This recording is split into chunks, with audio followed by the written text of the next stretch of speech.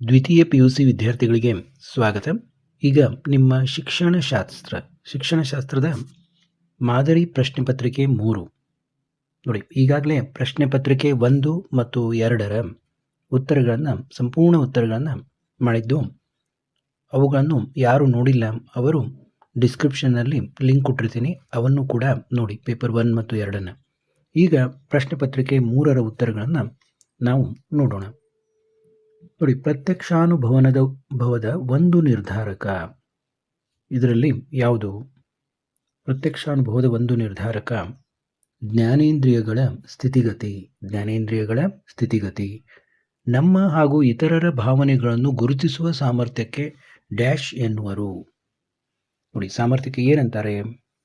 ಉತ್ತರ ಸಿ, ಸಂವೇಗಾತ್ಮಕ ಬುದ್ಧಿಶಕ್ತಿ. ಅದಕ್ಕೇನಂತಾರೆ? ಸಂವೇಗಾತ್ಮಕ ಬುದ್ಧಿಶಕ್ತಿ. 10ನೇ ತರಗತಿಯಲ್ಲಿ ಓದುತ್ತಿದ್ದ ಒಬ್ಬ ವಿದ್ಯಾರ್ಥಿನಿ IPS ವಿಜಯಶಾಂತಿ ಎಂಬ ಚಲನಚಿತ್ರವನ್ನು ನೋಡಿ ಪ್ರಭಾವಿತಳಾಗಿ ನಾನು ಕೂಡ IPS ಅಧಿಕಾರಿ ಆಗಬೇಕು ಎಂದು ಸಂಕಲ್ಪ ಮಾಡುತ್ತಾಳೆ. ಈ ಬಾಲಕಿ ಯಾವುದರಿಂದ ಪ್ರಭಾವಿತಳಾಗಿದ್ದಾಳೆ? ನೋಡಿ, ಚಲನಚಿತ್ರ ನೋಡಿದೆವು. ಚಲನಚಿತ್ರ ಅಂದರೆ ಏನಿದು? ಸಮೂಹ ಮಾಧ್ಯಮ. ಯಾವುದರಿಂದ ಪ್ರಭಾವಿತಳಾಗಿದ್ದಾಳೆ? ಸಮೂಹ ಮಾಧ್ಯಮದಿಂದ ಪ್ರಭಾವಿತಳಾಗಿದ್ದಾಳೆ. ಇನ್ನು ಮಕ್ಕಳ ಹಕ್ಕುಗಳ ರಕ್ಷಣೆಗಾಗಿ ಭಾರತದಲ್ಲಿ ಸ್ಥಾಪನೆಯಾದ ಆಯೋಗ. ನೋಡಿ, ಇಂಥವೆಲ್ಲ ಏನು ಶಾರ್ಟ್ ಫಾರ್ಮ್ ಇರ್ತಾವಲ್ಲ, ನಿಮ್ಮ ಪುಸ್ತಕದಲ್ಲಿ ಏನೇನು ಬಂದಿದ್ದಾವೆ ಎಲ್ಲವನ್ನ ನೀವು ಒಂದು ಕಡೆ ಬರೆದು ಬಾಯ್ಪಾಟ್ ಮಾಡಿ ಅವನ್ನ ತಿಳ್ಕೊಂಡು ಅದ್ರ ಬಗ್ಗೆ ಬಾಯ್ಪಾಟ್ ಮಾಡಿ.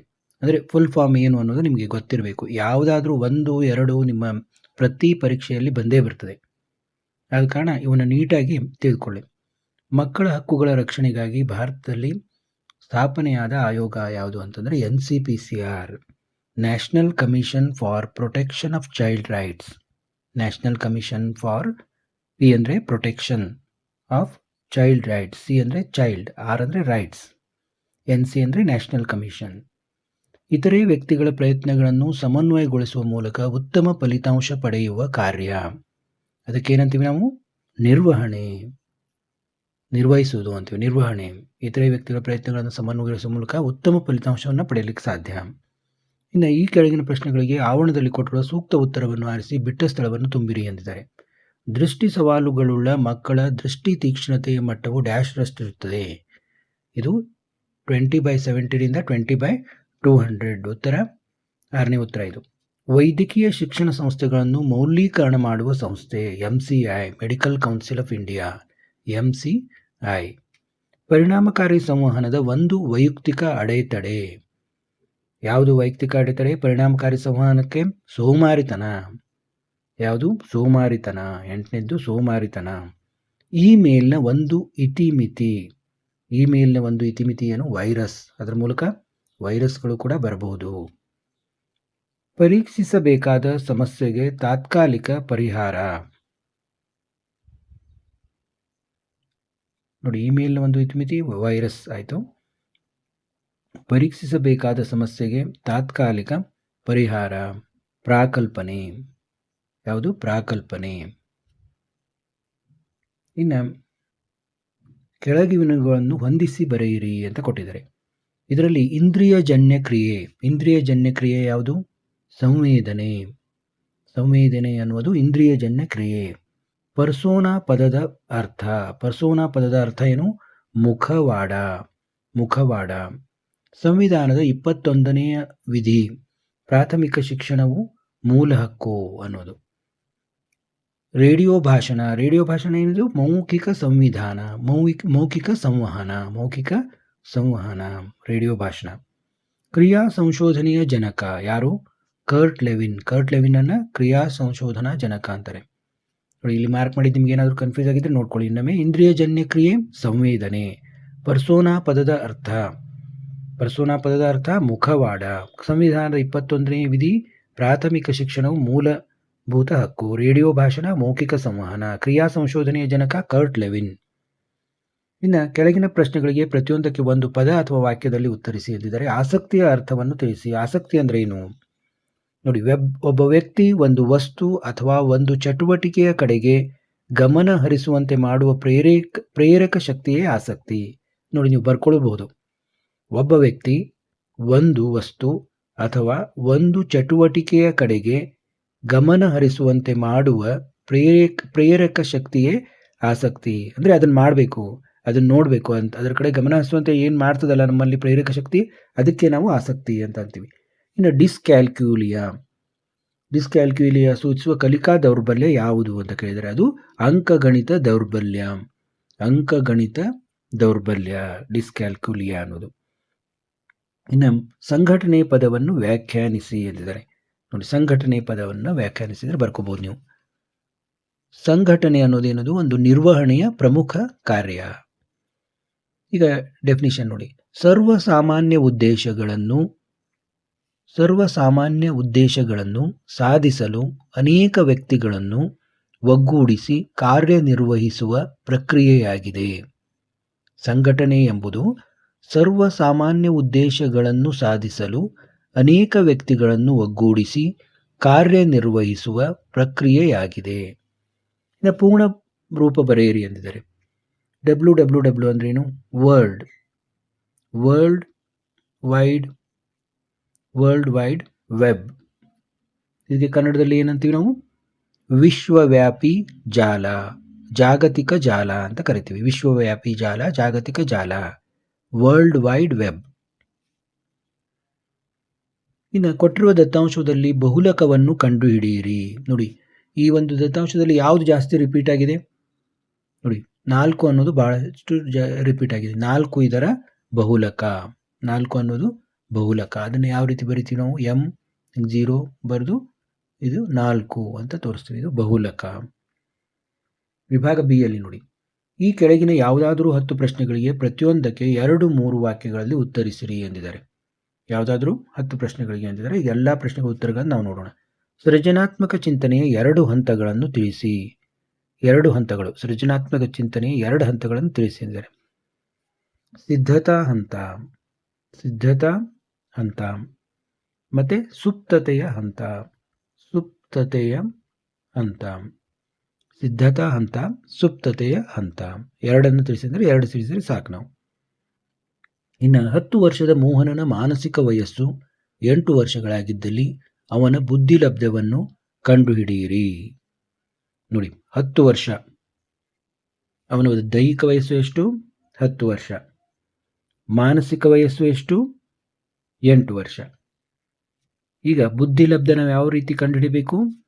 ಮಾನಸಿಕ ವಯಸ್ಸು ಡಿವೈಡೆಡ್ ಬೈ ದೈಹಿಕ ವಯಸ್ಸು ಇಂಟು 100. ಮಾನಸಿಕ ವಯಸ್ಸು ಡಿವೈಡೆಡ್ ಬೈ ದೈಹಿಕ ವಯಸ್ಸು ಇಂಟು 100 ಏನಾಯ್ತೀಗ? 80 ಅನ್ನೋದು ಬುದ್ಧಿಲಬ್ಧ. ಬುದ್ಧಿಲಬ್ಧ ಅಂದರೆ ಏನು ಅಂತೀವಿ ಅದಕ್ಕೆ ಇಂಗ್ಲೀಷ್ನಲ್ಲಿ? Intelligent question. IQ = 80. IQ = 80 ಗೊತ್ತಲ್ಲ ನಿಮಗೆ? ಮಾನಸಿಕ ವಯಸ್ಸು ಡಿವೈಡೆಡ್ ಬೈ ದೈಹಿಕ ವಯಸ್ಸು ಇಂಟು 100. ಇನ್ನು ಪ್ರತಿ ಸಲ ಕೇಳ್ತಾರೆ, ಇದನ್ನು ಮಾತ್ರ ನೀವು ಸರಿಯಾಗಿ ತಿಳ್ಕೊಳ್ಳಿ. ಪ್ರತಿ ಪೇಪರ್ನಲ್ಲೂ ಈ ಒಂದು ಪ್ರಶ್ನೆ ಇದ್ದೇ ಇರ್ತದೆ. ಇದನ್ನು ನೀವು ಬುದ್ಧಿಲಬ್ಧ ಕಂಡುಹಿಡಿದ್ರೆ ನಿಮಗೆ 2 ಮಾರ್ಕ್ಸು ಗ್ಯಾರಂಟಿ ನಿಮ್ಮ ಜೇಬಿನಲ್ಲಿದ್ದಾಗೆ. ಯಾವುದಾದರೂ 2 ನಿರ್ನಾಳ ಗ್ರಂಥಿಗಳನ್ನು ಹೆಸರಿಸಿ ಎಂದಿದ್ದಾರೆ. ನೋಡಿ, ನಿರ್ನಾಳ ಗ್ರಂಥಿಗಳು ನಿಮಗೆ ಗೊತ್ತಿದೆ, ಹಾರ್ಮೋನ್. ಇದು ಪಿಟ್ಯೂಟರಿ, ಥೈರಾಯ್ಡ್, ಅಡ್ರಿನಲ್. 2 ಬರೆದ್ರೆ ಸಾಕು. ಪಿಟ್ಯೂಟರಿ, ಥೈರಾಯ್ಡ್, ನಾನು ಹಾಗೆ ಒಂದು ಹೆಚ್ಚಿಗೆ ಹೇಳ್ತಾ ಇದ್ದೇನೆ, ಅಡ್ರಿನಲ್. ಯಾವುದಾದ್ರೂ 2 ಗ್ಲ್ಯಾಂಡ್ಸ್ಗಳ ಬಗ್ಗೆ ಬರೆದ್ರೆ ಆಯ್ತು ನೀವು. ಮೂಳೆ ಕೀಲು ಸವಾಲುಗಳುಳ್ಳ ಮಕ್ಕಳಿಗೆ ಒದಗಿಸುವ 2 ಶೈಕ್ಷಣಿಕ ಕ್ರಮಗಳನ್ನು ಬರೆಯಿರಿ. ಮೂಳೆ ಕೀಲು ಸವಾಲುಗಳು. ನೋಡಿ, ಮೂಳೆ ಕೀಲು ಸವಾಲುಗಳ ವಿದ್ಯಾರ್ಥಿಗಳು ಸಾಮಾನ್ಯ ಶಾಲೆಯಲ್ಲಿ ಕೂಡ ಚೆನ್ನಾಗಿ ಕಲಿಯಬಲ್ಲರು.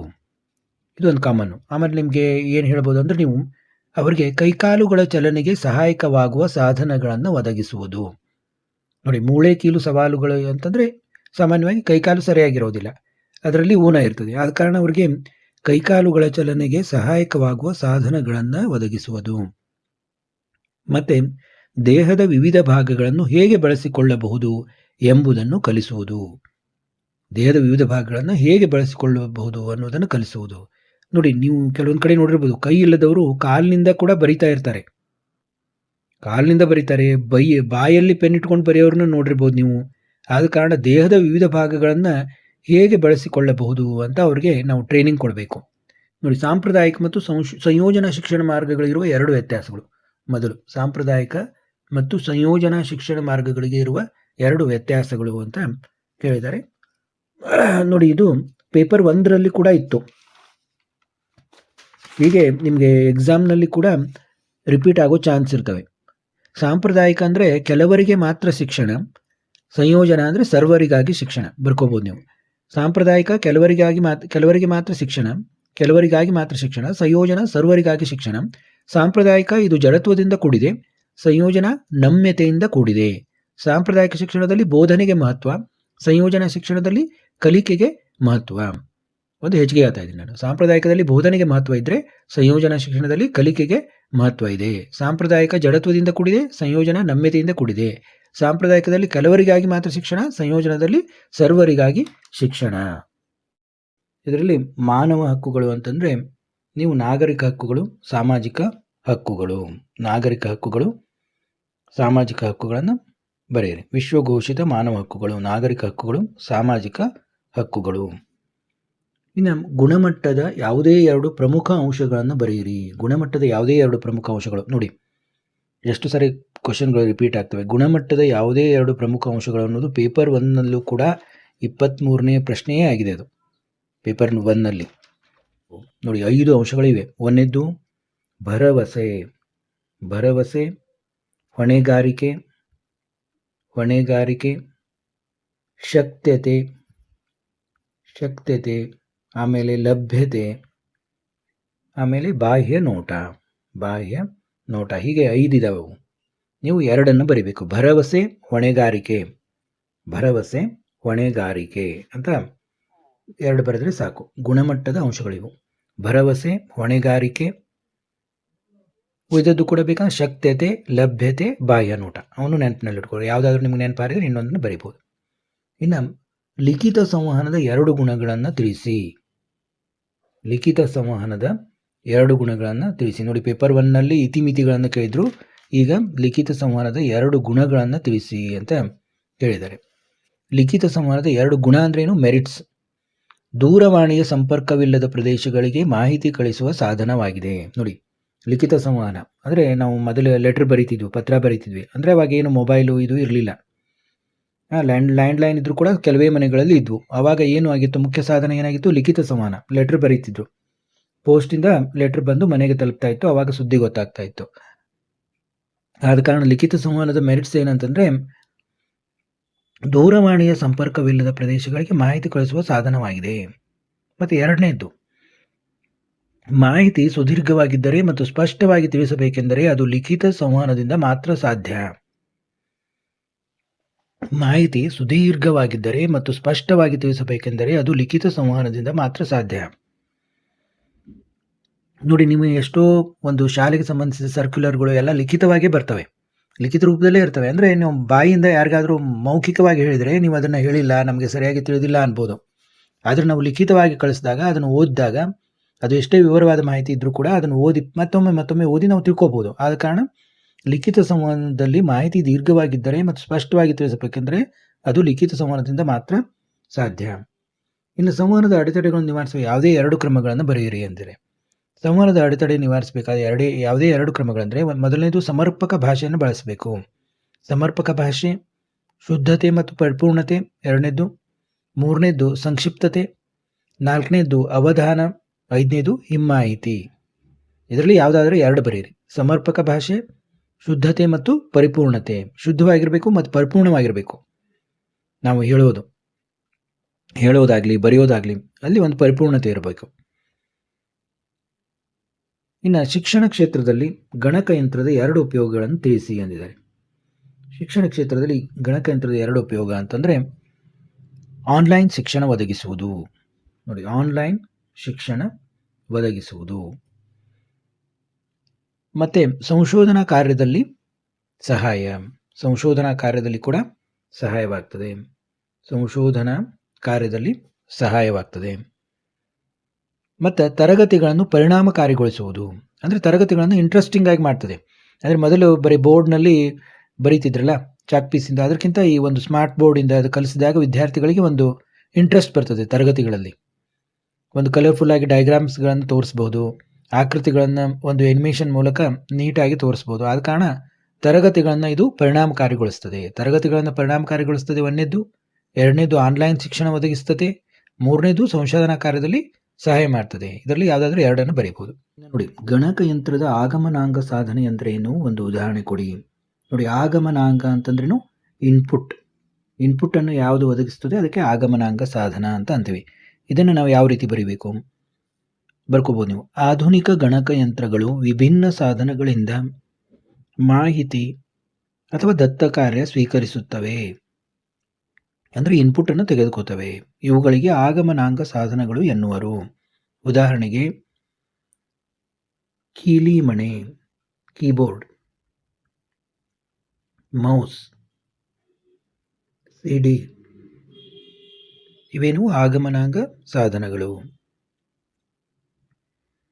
ಸಂಶೋಧನೆಯ 2 ಗುಣಲಕ್ಷಣಗಳನ್ನು ಬರೆಯಿರಿ ಎಂದಿದ್ದಾರೆ. ನೋಡಿ, ಸಂಶೋಧನೆಯ 2 ಗುಣಲಕ್ಷಣಗಳು. ಒಂದನೇದು ಉದ್ದೇಶಪೂರ್ವಕ ಮತ್ತು ಗುರಿ ಪ್ರಧಾನ ಚಟುವಟಿಕೆಯಾಗಿದೆ. ಸಂಶೋಧನೆಯು ಒಂದೇನಾದರೂ ಉದ್ದೇಶವನ್ನು ಇಟ್ಕೊಂಡು ಮಾಡ್ತೀವಿ ನಾವು. ಉದ್ದೇಶಪೂರ್ವಕ ಹಾಗೂ ಗುರಿ ಪ್ರಧಾನ ಚಟುವಟಿಕೆಯಾಗಿದೆ. ಎರಡನೇದು, ಇದು ನಿಶ್ಚಿತ, ವ್ಯವಸ್ಥಿತ ಮತ್ತು ನಿಖರವಾದದ್ದಾಗಿದೆ. ಅಂದರೆ ಇಂಥದ್ದನ್ನೇ ಕಂಡುಹಿಡಿಬೇಕು, ಇದರಲ್ಲೇ ನಾವು ಇದು ಮಾಡ್ಬೇಕಂತ ಮಾಡ್ತೀವಿ. ಆದ ಕಾರಣ ಇದು ನಿಶ್ಚಿತ, ವ್ಯವಸ್ಥಿತ ಮತ್ತು ನಿಖರವಾದದ್ದಾಗಿದೆ.